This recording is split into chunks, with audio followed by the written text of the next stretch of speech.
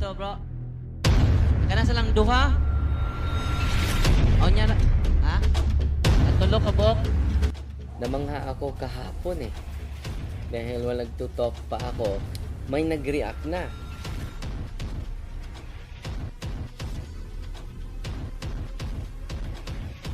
Ato dito, bro. Kana sa lang duha. O nya na. Ha? Natulo ka, bok. Ah, ito. Kana sa lang tulo. Yan, nay.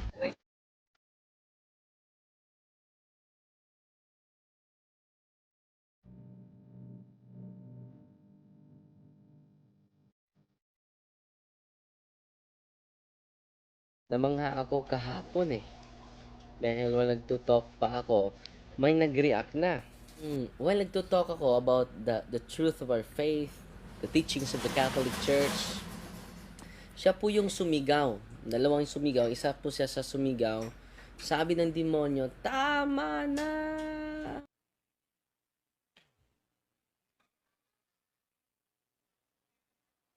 Ato dito, bro. Kana sa lang duha. O nya na. Ha? Natulo ka, bok.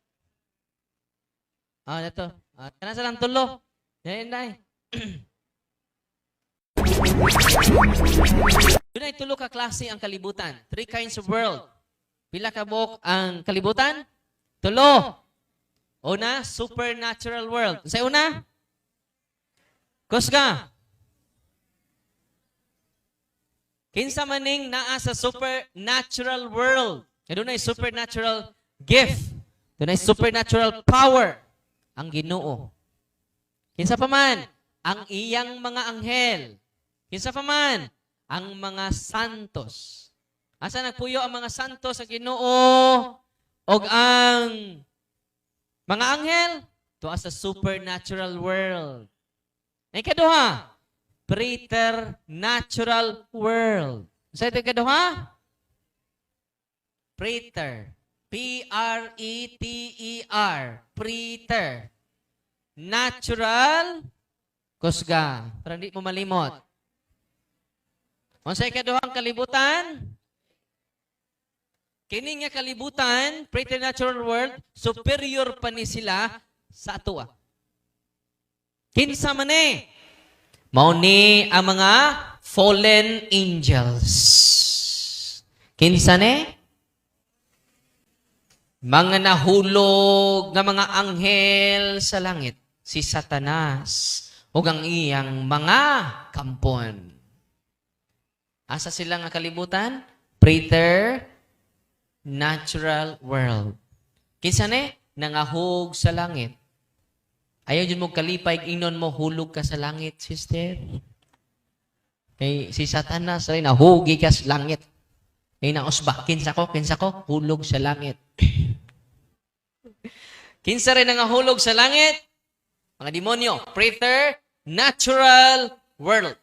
Morning mga agda nga naa sa inyong akasya. Morning mga white leading itom nga naa sa inyong CR. White leading itom. Mga higante nga diwindi nga naa sa inyong bundok. They are preternatural beings. Unsa sila? Doon na po sila ay preternatural power. Unsa sila? Doon ay preternatural power.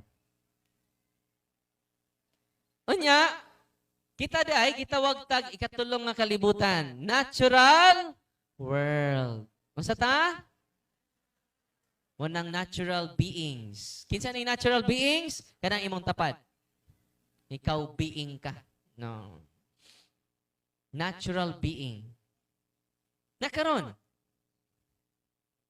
Daghan man tang nadunggan nga mga hiling-hilig. Daghan po tang nadunggan sa kalibutan nga mga faith healers. Mga albularyo. Diin gikan ang ilang gahom. Hoy. Gikan sa supernatural or sa preternatural? May ka-bright ninyo.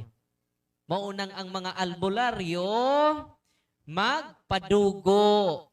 Oy, Doon na kay kauban dinhi na nagpuyo nining maong balay. Kinahanglan maghalad tag puti nga baboy. Puti nga manok. Yanong puti man sad. Kay puti tag itlog. Talawan ta. Taslakan ta. Tinuod dili. Satan is real. Unya, munang ilang halaran ni mga engkanto, yan na sa mga kahoy. They are fallen angels. They are preternatural beings. Munang ilang halaran, kaya nga naman, ang paghalad mo na pagsimba sa mga preternatural beings. Di ko mutuon na, Father. Dahil albularyo, suko na ko. Dahil siya ganahan ako. Kaya ba mo, kanus alang na matikdan o na-convince ang mga albularyo, dili sa akong tok. Nag-react diri. Brad Kaloy? Halo ko kuha, Brad Kaloy. Ato, kuhan. Nag-react. No. Normal ra na. Kaya mga yawa, hadlukan. Hoy. Hadlukan mo mo? Liwat mo siya yawa. Brad Kaloy, sa Brad Kaloy. Pada ato la ipa-pray. Ato sa private room.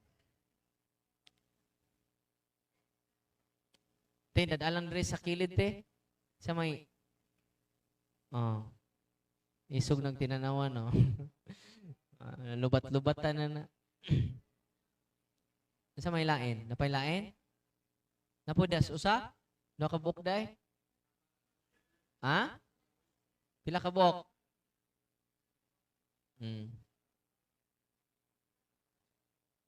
Ibuwag lang sila, ha?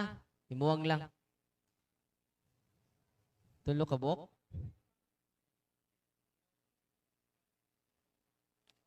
Ay lang, videohin ninyo, ha? Maguba inyong cellphone. Ako lang videohin, maguba inyong cellphone. Ay lang yung videohin sila kay masuko na. Ang mga yawa, nagtago-tago ka rin. Yung videohan ninyo, masuko sila. Mingon ang yawa, videohin ko. Mapriso ka. Agoy. Masuko na mga yawa. Onya. Ato lang dito sa, kuan, ato lang sila ilain, ha?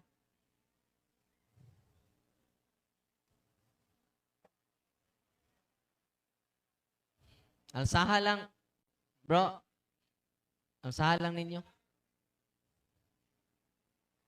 O, nagkanin din sila? Ano ka? Ato dito. Ano sa, nay, private rooms, ato dito, no? Ito lang dito, Pats.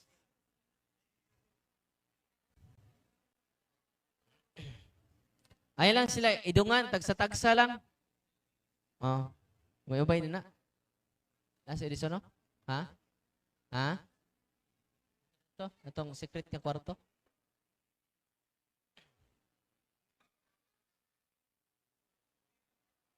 Ato dito, bro. Kakana sa lang duha. O niya, ha? Tulo ka, bok. Ito. Kakana sa lang tulo. Yan, day. Okay, pang lingkod na mo. Balik mo sa lingkuranan.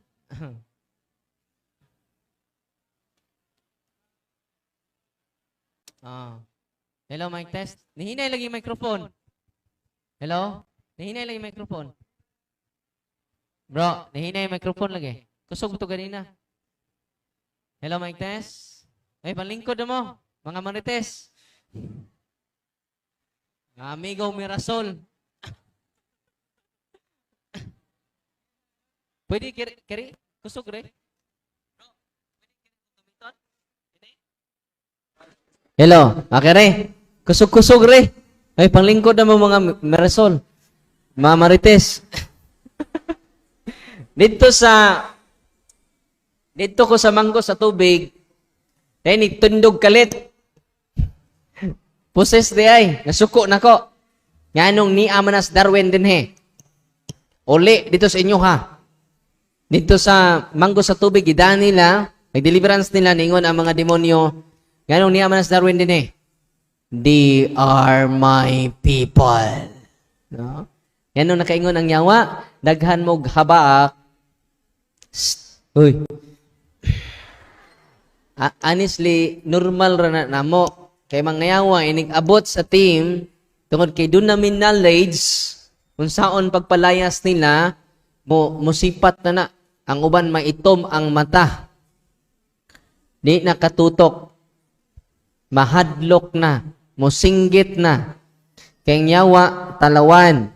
Basta, doon na kay knowledge. Ganuman, knowledge is power.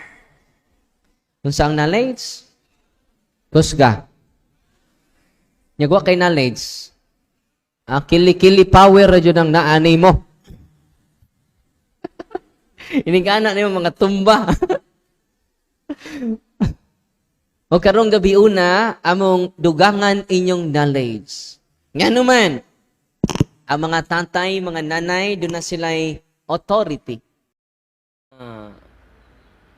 Kung makakita lang tayo aktual, ma-inspire tayo sa iba yung, nagsasalita lang ako ngayon, iba yung na-experience mo talaga, actual mo nakita. Dahil magbago yung pananaw natin sa ating sarili at sa ating pananampalataya. Dudubli yung ating pananampalataya sa Diyos, triple, dahil sa personal natin nakita. At kami po ay na-inspired to share this different experiences. Bawat spiritual harassment sa mga kapatid natin is a unique experience. Kaya nga, sinishare ko sa inyo yung uniqueness sa experience natin ngayong araw na ito. At ngayon mga kapatid, yan lang muna yung isishare ko sa inyo. Pagdasal natin yung bawat isa natin, mga kapatid natin ng mga protestante, isalin natin sa dasal. Lahat tayo po, lalong-lalo na yung mga kapatid natin na nalayo sa katotohanan. So yan lang sa muna mga kapatid, ang ating live ngayon dahil sinishare ko lang yung mga personal experience natin. Fighty Maria, Tatak Safety with a humble heart po. God bless. To make His message known is our responsibility. So here we are to pledge our lives to the Lord of eternity.